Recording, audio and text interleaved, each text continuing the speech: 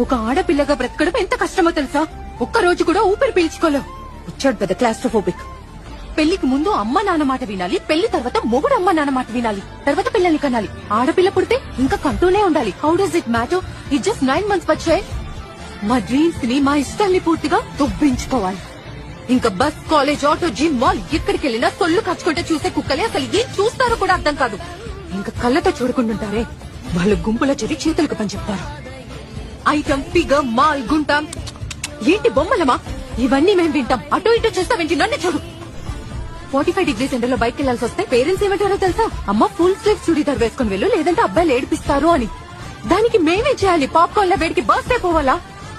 ఈ మధ్యేమో కొత్త trend, phone తో న్యూడ్ పిక్స్ తీయడం. Public service announcement, dear men, మా అమ్మాయిలకి మీ న్యూడ్ పిక్స్ చూసే ఇంట్రెస్ట్ అస్సలు లేదు. So zip it up. Social మీడియాలో ట్రోల్స్ చేస్తారు, స్లట్ అంటారు, మళ్ళీ అంటారు బ్లాక్ ఎందుకు చేసావు సిస్టర్? సో మిస్బిహేవ్ ఎవరు చేస్తారు?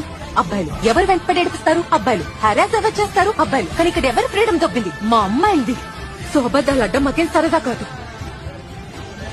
అబద్దాలు చెప్తాం ఇంట్లోంచి బయటకు వెళ్ళడానికి. దాన్ని ఎలా అర్థం చేసుకుంటారు? మా క్యారెక్టర్ లూజ్ అనా?